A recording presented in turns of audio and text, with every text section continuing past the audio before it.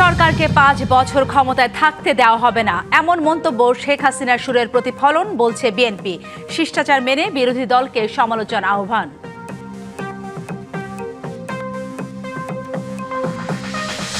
ভারতে প্রকাশ্যে শেখ হাসিনার রাজনৈতিক কর্মকাণ্ড দুদেশের সম্পর্কে নেতিবাচক প্রভাব ফেলতে পারে। দিল্লিকে অবস্থান পরিষ্কার করার আহ্বান ঢাকার। তিস্তা প্রকল্প ও মিয়ানমার করিডোর নিয়ে আশাবাদী চীন। বেইজিং এর সঙ্গে বিনিয়োগ সরবরাহ ব্যবস্থায় সম্ভাবনা দেখছে বাংলাদেশ। স্থানীয় নির্বাচন নিয়ে সরকারের পক্ষ থেকে এখনো কোনো নির্দেশনা পায়নি ইসি। অক্টোবরে ভোট না হলে বাড়ানো হবে ভোটার নিবন্ধনের সময়।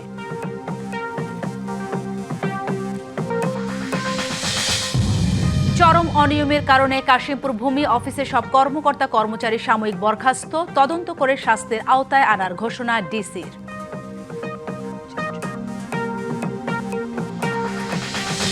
এবং রঙের ব্যবসার আড়ালে ইয়াবা তৈরি, কেরানীগঞ্জের আরও একটি কারখানার সন্ধান। কাঁচামাল আনা হতো চট্টগ্রাম থেকে, 2 জন গ্রেপ্তার। দেখছিলেন সংবাদ শিরোনাম, এবারে জানাবো খবরের বিস্তারিত। আপনাদের সাথে আছি সালিহা পারভিন সাথী।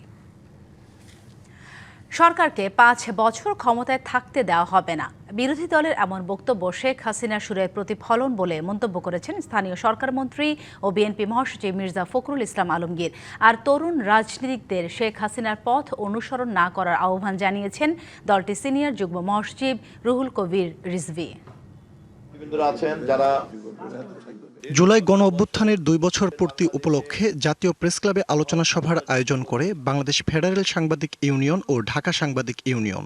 এই শহীদের তালিকায় কয়েকজন সভায় যোগ দিয়ে তথ্যমন্ত্রী জহিরউদ্দিন স্বপন দাবি করেন, রাজনীতিকে কৃত্রিমভাবে সংসদের বাইরে নিয়ে যাওয়ার প্রবণতা দেখা যাচ্ছে। জুলাই সনদের প্রত্যেকটি অক্ষরকে আমাদের সরকার বাস্তবায়ন করতে চায়। সব নেতারা বারবার এই কথা আমরা বলেছি। বুঝে অথবা না বুঝে অন্য কারো চক্রান্তকে বাস্তবায়ন করার দায়িত্ব নিচ্ছেন, সেক্ষেত্রেও সুশাসন প্রতিষ্ঠার লক্ষ্যেই আমাদেরকে সঠিক দায়িত্ব পালন করতে হবে। একই সভায় যোগ দিয়ে বিএনপি মহাসচিব বলেন, গণমাধ্যমের উপর সরকারের কোনো ধরনের হস্তক্ষেপ নেই। এছাড়া শিষ্টাচার মেনে বিরোধী দলকে সমালোচনার আহ্বান জানান তিনি। আপনারা আসুন, আলোচনা করি, পার্লামেন্টে আলোচনা করি। তখন যদি একমত না হয়ে বেরিয়ে যাবেন, আলোচনা করেন। এখন যে ভাষায় আমাদের সম্মানিত বিরোধী দলের নেতারা কথা বলছেন, বাইরে 5 বছর করতে দেব না, এটা ভাষায় কথা বলতেন আপনারা আমাদের হাসিনা। বিরোধী দল যখন গেল 91-এ, একটা দিনের জন্য শান্তিতে থাকতে দেব না, আজকে এই একই ভাষায় কথা বলতে শুরু করেছেন আপনার আমাদের বিরোধী দলের নেতারা। আলাদা এক অনুষ্ঠানে বিএনপির সিনিয়র যুগ্ম মহাসচিব রুহুল কবির রিজভী শেখ হাসিনার পথ অনুসরণ না করতে তরুণ রাজনীতিকদের প্রতি আহ্বান জানান। শেখ হাসিনা কথা বলা বন্ধ করেছে, শেখ হাসিনা রাজনীতি করার অধিকার বন্ধ করেছে, মানুষের নাগরিক অধিকার বন্ধ করেছে। আর এই বন্ধ করতে গিয়ে সে রাষ্ট্রযন্ত্রকে ব্যবহার করেছে, পুলিশ, র্যাব, বিজিবিকে ব্যবহার করেছে। নিজ বিচারে গুলি করতে সে দ্বিধা করেনি, পাশাপাশি বাজে কথা বলেছে। তো আমি এখন তরুণ যারা, তাদেরকে আমি বলবো, শেখ হাসিনার যে সংস্কৃতি তৈরি হয়েছে, আপনারা সেটাকে অনুসরণ করছেন কেন? এটা অনুসরণ করলে তো একই হলো, যে অন্ধকারে ছিলাম সেই অন্ধকারেই তো থাকলাম, সেটা আপনারা করবেন কেন? ফজলে রাব্বি সৌরভ, ডিবিসি নিউজ, ঢাকা। ভারতের মাটিতে সাজাপ্রাপ্ত আসামি সাবেক প্রধানমন্ত্রী শেখ হাসিনার রাজনৈতিক বক্তব্য ঘিরে 2 দেশের সম্পর্কে কোনো প্রভাব পড়ুক তা চায় না বাংলাদেশ। তার কথা বলা কতটা সমীচীন তা ভারতকেই পরিষ্কার করতে হবে। দুপুরে পররাষ্ট্র মন্ত্রণালয় নিজ কার্যালয়ে ব্রিফিংয়ে এ কথা জানান পররাষ্ট্র প্রতিমন্ত্রী শামা ওবায়েদ। ভারত সরকারও ইতিমধ্যে রিসেন্টলি কিন্তু একটা স্টেটমেন্ট দিয়েছে যে তারা আশা করে না যে ওখানে পলাতক একজন আসামি রাজনৈতিক কোনো কথা বলবে। যখনই তাদের সাথে আমাদের কোনো এক্সচেঞ্জ হচ্ছে, দ্বিপাক্ষিক আলোচনা হচ্ছে, সেই বিষয়টি আমরা আমাদের তরফ থেকে ক্লিয়ার করছি। অবশ্যই আমরা ক্লিয়ার করছি। সুতরাং এটা ভারতে যেহেতু এখন এরা আশ্রিত আছে, পলাতক আছে, এটা ভারত সরকারকে ক্লিয়ার করতে হবে। 5ই আগস্টকে কেন্দ্র করে কার্যক্রম নিষিদ্ধ আওয়ামী লীগের তৎপরতার কোনো আশঙ্কা নেই জানালেন স্বরাষ্ট্রমন্ত্রী সালাউদ্দিন আহমেদ। তিনি বলেন, আইন শৃঙ্খলা বাহিনী সতর্ক আছে। ক্ষমতাচ্যুত আওয়ামী লীগকে মাফিয়া দল আখ্যা দিয়ে মন্ত্রী বলেন, অনলাইনে গুজব ছড়ানো ছাড়া দলটির সামর্থ্য বা সক্ষমতাও নেই। দুপুরে সচিবালয়ে স্বরাষ্ট্রমন্ত্রী আরও বলেন, সাবেক আইজিপি বেনজির আহমেদের জামিন আবেদনের জন্য সরকার নিয়োজিত ল ফার্মের মাধ্যমে চেষ্টা করা হচ্ছে। দুবাই হাই কমিশনারের সাথে কথা হয়েছে নিয়ে জামিন বাতিলের জন্য কূটনীতিক প্রক্রিয়ায় বেনজিরকে ফেরত আনার চেষ্টা চলছে বলেও জানান তিনি। কোন পক্ষ হয়তো চেষ্টা করেছিল যে সাম্প্রদায়িক সম্প্রীতি বিনষ্টের কোনো কিছু করা যায় কিনা, তারা হয়তো চেষ্টা করেছিল। আমরা সেটা সেভাবে দেখেছি এবং একটা তদন্ত পরিচালনা করছি আমরা এর পিছনে কারা আছে ফাইন্ড আউট করার জন্য। একে তো নিষিদ্ধ ঘোষিত দল মাফিয়া শক্তি, তারা মাঝে মধ্যে বিদেশ থেকে উকিঝুঁকি দিচ্ছে, এর বেশি তৎপরতা তো দেখি না। তিস্তা প্রকল্পের উন্নয়ন এবং বাংলাদেশ চীন মিয়ানমারের করিডোরের বিষয়ে একমত ঢাকা বেইজিং জানালেন বাংলাদেশে নিযুক্ত চীনের রাষ্ট্রদূত ইয়াও ওয়েন। আর প্রধানমন্ত্রী পররাষ্ট্র বিষয়ক উপদেষ্টা হুমায়ুন কবির বলেন, চীনের সঙ্গে অর্থনীতি, বাণিজ্য, বিনিয়োগ ও সরবরাহ ব্যবস্থায় নতুন সম্ভাবনা তৈরি হয়েছে। প্রধানমন্ত্রী তারেক রহমানের চীন সফরের পর দুদেশের সম্পর্কের নতুন নতুন দিক উন্মোচিত হচ্ছে।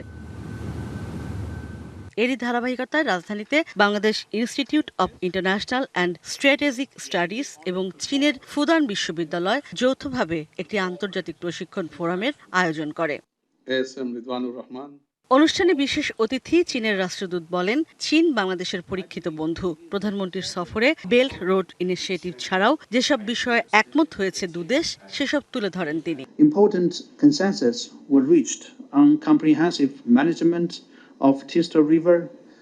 প্রধানমন্ত্রীর চীন সফর পরিপূর্ণ সফলতা ও দ্বিপাক্ষিক সম্পর্কের মাইলস্টোন হিসেবে চিহ্নিত হয়েছে। তারা গুরুত্বের সাথে তিস্তা প্রকল্প উন্নয়ন ও চীন মিয়ানমার বাংলাদেশ ইকোনমিক করিডোরের বিষয়ে একমত হয়েছে। প্রধানমন্ত্রীর পররাষ্ট্র বিষয়ক উপদেষ্টা বলেন, চীন ও বাংলাদেশের সম্পর্কের নতুন সম্ভাবনা তৈরি হয়েছে। দেশটির উন্নত প্রযুক্তির সুযোগ কাজে লাগিয়ে বাংলাদেশের শিল্পায়ন, কর্মসংস্থান ও রফতানি বহুমুখীকরণ করবে। চীন ও বাংলাদেশ নতুন সম্ভাবনার দ্বারপ্রান্তে, একসাথে নানা চ্যালেঞ্জ মোকাবিলাতেও প্রস্তুত। আমরা চীন থেকে শিখতে চাই উন্নত প্রযুক্তি এবং তা কিভাবে কাজে লাগানো যায় সেটা। আন্তর্জাতিক এমন প্রশিক্ষণ অংশীদার দেশগুলোর সাধারণ শাসনতান্ত্রিক চ্যালেঞ্জ মোকাবেলাতেও অবদান রাখবে বলে মনে করেন বক্তারা। ইশরাত জাহান উর্মি, ডিবিসি নিউজ, ঢাকা। শিল্পায়নের সঙ্গে পরিবেশ সুরক্ষার সমন্বয় ঘটিয়ে অর্থনৈতিক অঞ্চলগুলোকে সবুজ, আধুনিক ও বিনিয়োগ বান্ধব শিল্পাঞ্চল হিসেবে গড়ে তোলার উপর গুরুত্বারোপ করেছেন প্রধানমন্ত্রী তারেক রহমান। দুপুরে প্রধানমন্ত্রীর সভাপতিত্বে সচিবালয়ের মন্ত্রী পরিষদের বৈঠকে এ দিক তুলে ধরেন সরকার প্রধান। বৈঠকে দেশে অর্থনৈতিক অঞ্চল সম্প্রসারণ, বিনিয়োগ বৃদ্ধি, কর্মসংস্থান সৃষ্টি ও পরিবেশ সুরক্ষায় গুরুত্বপূর্ণ সিদ্ধান্ত নিয়েছে বাংলাদেশ অর্থনৈতিক অঞ্চল কর্তৃপক্ষ বেজার গভর্নিং বোর্ড। এছাড়া বৈঠকে বিভিন্ন ইপিজেডে মোট 1,25,000 বৃক্ষরোপণের সিদ্ধান্ত নেওয়া হয়েছে। বৈঠকে বেজার গভর্নিং বোর্ডের নবম সভা সিদ্ধান্তগুলোর বাস্তবায়ন অগ্রগতি পর্যালোচনা করা হয়। পাশাপাশি নতুন অর্থনৈতিক অঞ্চল প্রতিষ্ঠা, বেসরকারি অর্থনৈতিক অঞ্চলগুলোর মূল্যায়ন পর্যালোচনা এবং সরকারি মালিকানাধীন ব্যবহৃত শিল্প সম্পদের সর্বোত্তম ব্যবহার নিয়ে আলোচনা হয়।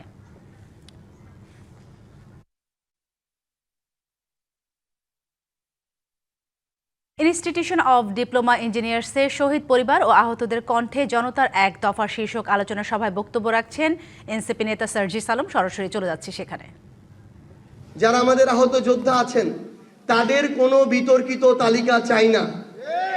আমি উদাহরণ হিসেবে স্পেসিফিক বলছি, আমরা ঠাকুরগাঁয়ে যখন গিয়েছি, আমাদের যখন আহত যোদ্ধাদের সাথে কথা হয়েছে, তারা বলেছে ঠাকুরগাঁয়ে আহত যোদ্ধাদের যে এই তালিকা, এই তালিকার 3 ভাগের 1 ভাগ বিএনপি ওই সিভিল সার্জনকে বলে, ডিসিকে বলে, তাদের দলীয় ছাত্রদল, যুব দলের যারা ওই রকম আহত হয়নি তাদের নামের তালিকা সেখানে ইনক্লুড করেছে।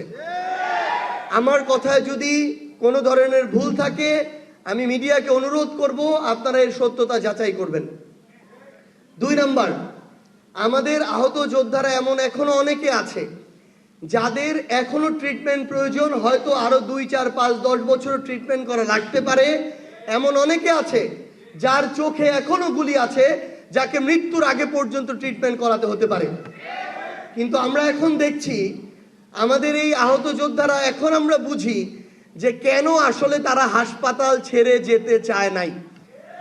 আজকে যখন আমার ওই সহযোদ্ধারা নিটোরে যায়, চক্ষু বিজ্ঞানে যায়, সিএমএইচে যেতে চায়, পিজিতে যেতে চায়, একজন সাধারণ রোগীর সাথেও যেই ধরনের ট্রিট করা হয়, তারা যখন পরিচয় দেয় তারা জুলাই যোদ্ধা, তারা তার চেয়ে বেশি সেখান থেকে একটা বিচ্ছিন্ন আচরণ তারা পেয়ে ফিরে আসে। যারা আধুনিক শিক্ষায় শিক্ষিত হবে তারা এদেশকে নেতৃত্ব দেবে, তাই আধুনিক শিক্ষা জরুরি। রাজধানীর জলসিঁড়ি আবাসন প্রকল্প এলাকায় আর্মি ইন্টারন্যাশনাল ইসলামিক ইনস্টিটিউটের উদ্বোধনী অনুষ্ঠানে এ কথা বলেছেন সেনাবাহিনীর প্রধান জেনারেল ওয়াকারুজ্জামান। সকালে আন্তর্জাতিক মানের শিক্ষা প্রতিষ্ঠানটি উদ্বোধন করেন সেনাপ্রধান। একই সাথে ভিডিও এবং টেলিকনফারেন্সের মাধ্যমে বরিশাল, সাভার, বগুড়া, সিলেট, চট্টগ্রাম, কুমিল্লা এবং যশোরে ইনস্টিটিউটের নতুন শাখাগুলোর ভিত্তিপ্রস্তর উন্মোচন করেন তিনি। ক্যামব্রিজ কারিকুলাম ভিত্তিক এই ইংরেজি মাধ্যমের শিক্ষা প্রতিষ্ঠানে আধুনিক শিক্ষার সাথে থাকবে নৈতিক ও মূল্যবোধ ভিত্তিক শিক্ষার সমন্বয়, যা বিশ্বমানের যোগ্য নেতৃত্ব ও সুনাগরিক গড়ে তুলতে ভূমিকা রাখবে বলে আশা করা হয়েছে। অনুষ্ঠানে উপস্থিত ছিলেন সেনাবাহিনীর ঊর্ধ্বতন কর্মকর্তা এবং শিক্ষক, শিক্ষার্থীরা। আজকে যদি আমি এডুকেশন সিস্টেমকে ঠিক করি, আজ থেকে 30 বছর পরে যেই সমাজ আমরা পাবো, যে জাতি পাবো, সেটা অবশ্যই একটা সুস্থ জাতি হবে। এইভাবে যদি আমরা এডুকেশন ইনস্টিটিউশনগুলোকে গড়ে তুলি, তাহলে আমরা একটা এডুকেশন সিস্টেম পাবো যেখানে ইসলামিক ভ্যালুসগুলো থাকবে, মডার্ন এডুকেশন থাকবে, সোসাইটি লাভবান হবে। স্থানীয় নির্বাচন নিয়ে সরকারের পক্ষ থেকে এখনো কোনো নির্দেশনা পায়নি কমিশন। অক্টোবরে এই নির্বাচন না হলে ভোটার নিবন্ধনের সময় বাড়ানো হবে। ইসি সচিবালয় ব্রিফিংয়ে এমনটা জানিয়েছেন ইসি সচিব আখতার আহমেদ। তিনি আরও বলেন, স্থানীয় নির্বাচনে আইন পর্যালোচনা চলছে, সব ঠিক থাকলে আগামী সপ্তাহে নাগাদ আচরণবিধির বিষয়ে সিদ্ধান্ত আসবে। এরই মধ্যে ভোট কেন্দ্র প্রস্তুত সহ ভোট গ্রহণ কর্মকর্তাদের প্রশিক্ষণের বিষয়ে তৎপরতা চলছে। নিবন্ধিত 59 রাজনৈতিক দলের মধ্যে 38 দল বার্ষিক আয় ব্যয়ের হিসাব জমা দিয়েছে বলেও জানান তিনি। যেহেতু সুস্পষ্টভাবে আমার কাছে কোনো তথ্য নেই, সেজন্য আমার মনে হয় যে ব্যাপারে আমার না বলাটাই সমীচীন। স্থানীয় সরকার নির্বাচনের সম্পর্কে সুস্পষ্টভাবে আমাদের কাছে কোনো নির্দেশনা নাই। তাহলে 31শে জুলাইয়ের ভোটার তালিকার যে কাট অফ পয়েন্ট, এটা পরিবর্তন হতে পারে বা নাও হতে পারে। চরম অনিয়মের কারণে গাজীপুরে কাশিমপুর ভূমি অফিসের সব কর্মকর্তা কর্মচারীকে সাময়িক বরখাস্ত করা হয়েছে। সকালে জেলা প্রশাসক নুরুল করিম ভূঁইয়া তাদের বরখাস্ত করেন। অভিযোগের বিষয়ে তদন্ত চলবে এবং প্রমাণিত হলে সংশ্লিষ্টদের বিরুদ্ধে ব্যবস্থা নেওয়া হবে বলে জানান জেলা প্রশাসক। গাজীপুরের কাশিমপুর ভূমি অফিস, দীর্ঘদিন ধরেই এই ভূমি অফিসের বিরুদ্ধে অনিয়ম, দুর্নীতি ও হয়রানির অভিযোগ পাওয়া গেছে। এছাড়া সরকারি দাপ্তরিক কাজ বাইরের লোকজন বা দালালের মাধ্যমে করানো হচ্ছে। শুধু কাশিমপুর ভূমি অফিস নয়, পুরো জেলা জুড়ে এই একই চিত্র বলে জানান সেবাগ্রহীতারা। কাগজপত্র লইয়া আইসি হাগো কাছে, আমরা বুঝি না দইতে হাগো কাছে আইসি, হেরা কাগজটা জমা নেয় না। গাজীপুরে যতগুলো ভূমি অফিস আছে সবগুলোতে ঘুষ দুর্নীতি ছাড়া কোনো কাজ হয় না। সারা যেটা করছে এটা খুব ভালো, প্রশংসনীয় কাজ। আমরা চাই যে সুস্থ সুন্দরভাবে কাজ হোক, যাতে হয়রানি না। সোমবার সকালে হঠাৎই গাজীপুরের 2 ইউনিয়নের ভূমি অফিস পরিদর্শনে যান জেলা প্রশাসক। কর্মকর্তা কর্মচারীদের বিরুদ্ধে দায়িত্ব পালনে অবহেলা, প্রয়োজনীয় নথিপত্র সংরক্ষণে অনিয়ম ও যথাযথ সেবা না দেওয়ার অভিযোগে প্রাথমিক সত্যতা পান তিনি। অনিয়মের সত্যতা পাওয়ায় ইউনিয়ন ভূমি অফিসের সহকারী কর্মকর্তা ওয়াজেদ আলী খান, অফিস সহকারী মোস্তফা কামাল, শফিকুল ইসলাম খান ও আব্দুল হালিমকে সাময়িক বরখাস্ত করা হয়। ওই অফিসে যারা আছেন তারা আমাদের কাছে মনে হয়েছে তারা কাজের জন্য উপযুক্ত নয়। তারা যে কাজগুলো করছে সেগুলো আসলে প্রকৃত নিয়ম মেনেই করছে না। যাদেরকে উপস্থিত পেয়েছি তারাও কাজের প্রপার হিসাব নিকাশ আমাদেরকে দিতে পারেনি। আমরা বলেছি ওখানে যে কয়জন কর্মকর্তা কর্মচারী আছেন সকলকে সাময়িক বরখাস্ত করার জন্য। জেলা প্রশাসক বলছেন, সরকারি সেবায় স্বচ্ছতা, জবাবদিহি এবং জনগণের ভোগান্তি কমাতে এ পদক্ষেপ নেওয়া হয়েছে। বেশ কয়েকটি ভূমি অফিস দেখব। তার প্রথম পদক্ষেপ হিসেবে আমরা কাশিমপুর ইউনিয়ন ভূমি অফিস পরিদর্শন করি। প্রাথমিক পর্যবেক্ষণে যেটি আমাদের কাছে গুরুতর অভিযোগ মনে হয়েছে সেটি সত্যি কিনা, যদি সত্যি হয়ে থাকে আইন অনুযায়ী ব্যবস্থা হবে। পরে জেলা প্রশাসক শফিপুর ইউনিয়ন ভূমি অফিস পরিদর্শনে যান। সেখানেও অনিয়মের অভিযোগে তহসিলদারকে সতর্ক করেন। এদিকে গাজীপুর জেলার সব ভূমি অফিসের কর্মকর্তা কর্মচারীকে বরখাস্ত করা হয়েছে। সামাজিক যোগাযোগ মাধ্যমে এমন দাবি ছড়িয়ে পড়ে, তবে বাস্তবে এই ব্যবস্থা শুধু কাশিমপুর ভূমি অফিসের ক্ষেত্রে নেওয়া হয়েছে। Mahmuda Sikder, DBC news, Gazipur. চট্টগ্রামে গ্যাস সরবরাহ চাহিদার 50% নেমে আসায় বিভিন্ন এলাকায় গ্যাস সংকট মারাত্মক আকার ধারণ করেছে।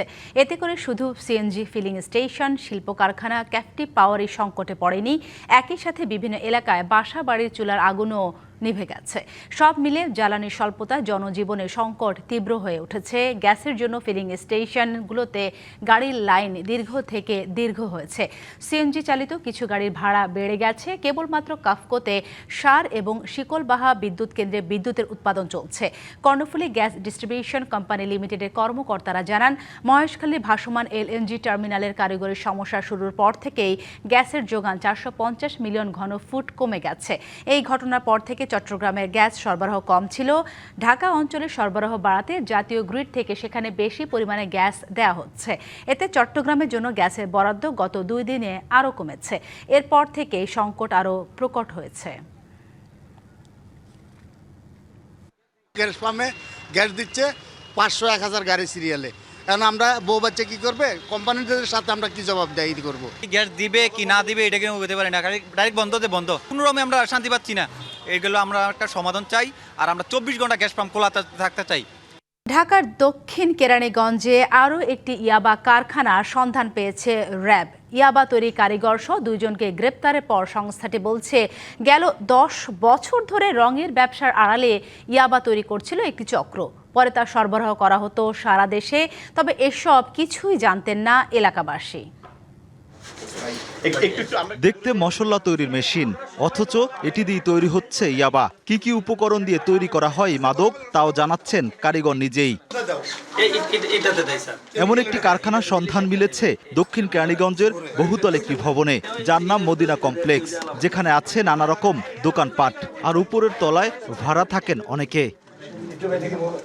মদিনা কমপ্লেক্সের 2য় তলায় নিজের নামে কেমিক্যাল কারখানা গড়ে তুলেছেন নাসির, যেখানেই মূলত ইয়াবা তৈরি করতেন তিনি। এখান থেকে সারা দেশে সরবরাহ করতেন ডিলার ফয়সাল ইসলাম। বছরের পর বছর ধরে এখানে ইয়াবা তৈরি এবং বিক্রি করত চক্রটি, তা জানতেন না আশপাশের দোকানদাররাও। এমন ঘটনায় উদ্বেগ ছড়িয়ে পড়ে এলাকায়। আমরা বুঝতে পারতাম না কি করতো না করতো। এই শুধু আমরা জানি যে উনি রঙের ব্যবসায়ী। আমরা এলাকায় সবাই আতঙ্ক হয়েছি, সবাই যে এই মার্কেটের মধ্যে যে এরকম একটা ব্যবসা করে আমরা বুঝতে পারি না। সোমবার ইয়াবা তৈরির সময় হাতে নাতে কারিগর নাসির ও ডিলার ফয়সালকে গ্রেপ্তার করে র্যাব 2-এর একটি দল। উদ্ধার করা হয় 19,752 পিস ইয়াবা। চট্টগ্রাম থেকে কাঁচামাল এনে ইয়াবা তৈরি করা হতো এখানে। অবৈধ ইয়াবা তৈরির কারখানা অভিযান চালিয়ে ইয়াবা তৈরির একটি মেশিন উদ্ধার করে র্যাব 2-এর আভিযানিক দল। তারা তাদের র মেটেরিয়ালস চট্টগ্রাম থেকে নিয়ে আসে এবং তাদের এই চেইনটা এটা বিভিন্ন জায়গায় বিস্তৃত, ঢাকার বিভিন্ন জায়গায় বিস্তৃত। দেশের ভেতরেই এমন ইয়াবা তৈরির মূল হোতাকে কিভাবে পাচ্ছে কাঁচামাল, এ নিয়ে তদন্তের কথা জানায় র্যাব। নাসির নিজেই ইয়াবা কেমিস্ট, ইয়াবার ডিলার, এবং সে আমাদের কাছে এ পর্যন্ত অনেকের নাম বলেছে। আমরা আপনাদের কাছে এটা রিভিল করতে পারবো না। আমরা পরবর্তী যে ফলো আমাদের অভিযান, সেখানে আমরা এগুলো তাদেরকে গ্রেপ্তারের পর আপনারা জানাবো। এর আগে কেরানীগঞ্জে এমন ইয়াবা তৈরির একটি কারখানার সন্ধান পায় র্যাব। আটকও হন বেশ কয়েকজন।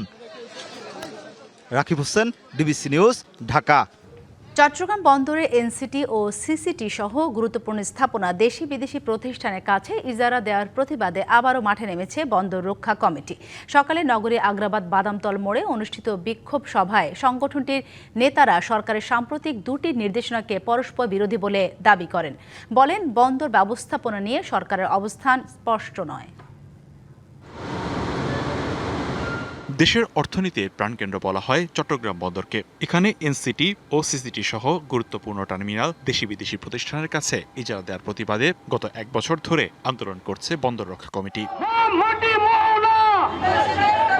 সোমবার বিক্ষোভ সভায় সংগঠনটির নেতারা জানান, দেশি বিদেশি কোনো প্রতিষ্ঠানকে এনসিটি পরিচালনার জন্য দেয়া হলে কঠোর কর্মসূচির ঘোষণা দেওয়া হবে। জাতির অমূল্য ধন এগুলি লুটেরাদের হাতে আমরা তুলে দিতে চাই না। সেই লুটেরা দেশি হোক বিদেশি হোক, এবং চট্টগ্রাম বন্দরের এনসিটি এটি হচ্ছে নিজস্ব অর্থায়ন আমরা তৈরি করেছি। আমরা বন্দর ছেড়ে দেব না, ডক ছেড়ে দেব না, এইটি আপনারা মনে রাখেন। আমরা চাই যে এদেশে খুব তাড়াতাড়ি একটি নির্বাচিত সরকার অজনপ্রিয় হোক। বক্তারা বলেন, জাতীয় নিরাপত্তার সঙ্গে ওতপ্রোতভাবে জড়িত এনসিটি ও সিসিটি সহ কৌশলগত গুরুত্বপূর্ণ স্থাপনা বিদেশিদের ইজারা দেওয়ার উদ্যোগ অবিলম্বে বন্ধ করতে হবে। কাউকে দেওয়ার কোনো সুযোগ নেই, যদি দেয় তাহলে এখানে যদি সমস্যাদি দেখা দেয় তার দায় দায়িত্ব বন্দর কর্তৃপক্ষ সরকারকে বহন করতে হবে। এই বন্দর বিদেশিদের হাতে চলে গেলে বাংলাদেশের আর কিছুই থাকবে না। বাংলাদেশের অর্থনীতির লাইফলাইন, বাংলাদেশের নিরাপত্তা সমস্ত কিছু ঝুঁকিতে পড়ে যাবে। এ সময় 5 দফা দাবি তুলে ধরে বন্দর রক্ষা কমিটি। DBC news desk. বাংলাদেশে আশ্রিত রোহিঙ্গা এবং স্থানীয় জনগোষ্ঠীর জন্য নতুন করে আরও 2,52,50,000 অস্ট্রেলিয়ান ডলার সহায়তার ঘোষণা দিয়েছে দেশটির সরকার। সোমবার ঢাকার পদ্মা স্টেট গেস্ট হাউসে এ বিষয়ে চুক্তি সই করেন বাংলাদেশে নিযুক্ত অস্ট্রেলিয়ার হাই কমিশনার সুসান রাইল এবং UNHCR এর ভারপ্রাপ্ত কান্ট্রি রিপ্রেজেন্টেটিভ জুলিয়েট মুরেকেই সোনি। অনুষ্ঠানে উপস্থিত ছিলেন পররাষ্ট্রমন্ত্রী ডক্টর খলিলুর রহমান এবং অস্ট্রেলিয়ার সহকারী মন্ত্রী জুলিয়ান হিল। অস্ট্রেলিয়ার হাই কমিশনার জানান, বাংলাদেশ ও মিয়ানমারে মানবিক সংকটে অস্ট্রেলিয়ার সহায়তা দেশটির বিশ্বব্যাপী সবচেয়ে বড় মানবিক সাড়া। আন্তর্জাতিক অংশীদারদের সঙ্গে সমন্বয় করে মানবিক সহায়তা অব্যাহত রাখার প্রতিশ্রুতিও পুনর্ব্যক্ত করেছে দেশটি। এই অর্থায়নের মাধ্যমে কক্সবাজারের রোহিঙ্গা জনগোষ্ঠীর জন্য জীবন রক্ষাকারী সহায়তা, সুরক্ষা এবং অন্যান্য জরুরি সেবা কার্যক্রম আরও জোরদার করা হবে। মিয়ানমারে আটক সাবেক নেত্রী অং সান সুচির সঙ্গে বৈঠক করেছেন আন্তর্জাতিক রেড ক্রস কমিটি ICRC প্রতিনিধি। সোমবার রাজধানী নেইপিদোতে এ সাক্ষাৎ হয়েছে বলে দাবি করেছে দেশটির সরকার। বন্দিদশায় থাকা 81 বছর বয়সী নোবেলজয়ী নেত্রী অং সান সুচির স্বাস্থ্য নিয়ে আন্তর্জাতিক উদ্বেগ বাড়তে থাকার প্রেক্ষাপটে মিয়ানমারের সরকার এই ঘোষণা দিয়েছে। সরকারের মুখপাত্র খাইন খাইন সোয়ে সামাজিক যোগাযোগ মাধ্যমে টেলিগ্রাম পোস্টে উল্লেখ করেন, আন্তর্জাতিক রেড ক্রস কমিটির আবাসিক প্রতিনিধি আর্নো দা বেকের সঙ্গে সুচির দেখা হয়েছে। 2021 সালে ফেব্রুয়ারিতে অং সান সুচির নেতৃত্বাধীন নির্বাচিত বেসামরিক সরকারকে সামরিক অভ্যুত্থানের মাধ্যমে ক্ষমতাচ্যুত ও আটক করে মিয়ানমারের সেনাবাহিনী। এরপর থেকে দক্ষিণ পূর্ব এশিয়া দেশটিতে অস্থিরতা চলছে। আটক হওয়ার পর থেকে অং সান সুচির অবস্থান ও তার শারীরিক অবস্থা নিয়ে ধোঁয়াশা তৈরি হয়। এ সময়ের মধ্যে কোনো বিদেশি রাষ্ট্রনেতা বা দূত প্রকাশ্যে তার সঙ্গে সাক্ষাৎ করেননি। ইনস্টিটিউশন অব ডিপ্লোমা ইঞ্জিনিয়ার্সের শহীদ পরিবার ও আহতদের কণ্ঠে জনতার এক দফার শীর্ষক আলোচনা সভায় বক্তব্য রাখছেন এনসিপির আহ্বায়ক নাহিদ ইসলাম। সরাসরি চলে যাচ্ছে সেখানে। সংস্কারের জায়গায় এসেছিল একটা মধ্যপন্থার বা একটা কম্প্রোমাইজের জায়গায়, সেই সংস্কারও তারা বাদ দিয়ে দিয়েছে। তো আমি বলেছি যে যদি সংস্কারও তারা বাদ দিয়ে দেয় তাহলে আমরা আবার নতুন সংবিধানের দাবিতে আবার আগাবো। গণপরিষদের মাধ্যমে নতুন সংবিধানই তৈরি করতে হবে, একটা গণতান্ত্রিক সংবিধান। কারণ পুরনো বন্দোবস্তের যদি আমলাতন্ত্র থেকে যায়, মিডিয়া ব্যবস্থা থেকে যায়, পুরনো বন্দোবস্তের যদি ব্যবসায়ীদের যেই টাকা পাচারকারী ব্যবসায়ীরা যদি থেকে যায়, দুর্নীতি যদি থেকে যায়, তাহলে দেশের কোনো পরিবর্তন সম্ভব না। এবং তাদের মহাসচিব তিনি নিজেই স্বীকার করেছেন যে 5 মাসে কোনো পরিবর্তন হয় নাই। ঘুষ খাচ্ছে, দুর্নীতি করছে এবং তাদের দলের লোকেরাই করছে, এটা তারা নিজেরাই এখন স্বীকার করছে। এবং তারেক রহমান ভালো, উনি সর্বাত্মক চেষ্টা করছে। এই ধরনের গল্প আমরা আগে শেখ হাসিনার সময়ও শুনেছি। শেখ হাসিনা ভালো, তাকে ভুল বোঝানো হচ্ছে আর বাকি সবাই খারাপ। উনি সৎ, উনি তাহাজ্জুদের নামাজ পড়েন, উনি 18 ঘন্টা করে পরিশ্রম করেন দেশের জন্য।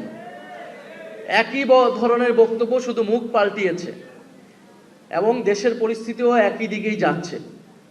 তো আমরা বলবো যে আমাদের উপরে হামলা মামলা করে আপনারা দেশের এই পরিস্থিতি বা আপনাদের নিজেদেরকে প্রোটেক্ট করতে পারবেন না। কারণ আমরা মনে করি বাংলাদেশের জনগণ 70% জনগণ রায় দিয়েছে এই গণভোটের পক্ষে, গণরায়ে হ্যাঁর পক্ষে। আপনারা আমরা সবাই, সকল শহীদ পরিবার কিন্তু এটার জন্য ক্যাম্পেইন করেছে, সকল আহত যোদ্ধারা কিন্তু এটা প্রচারণা করেছে। ডিবিসি সংবাদে এই ছিল এখনকার মতো। ডিবিসি নিউজের সংবাদগুলো পড়তে ভিজিট করুন dbcnews.tv আর ভিজিট করুন ডিবিসির ফেসবুক পেজ এবং ইউটিউব চ্যানেল। ডিবিসির সঙ্গেই থাকুন।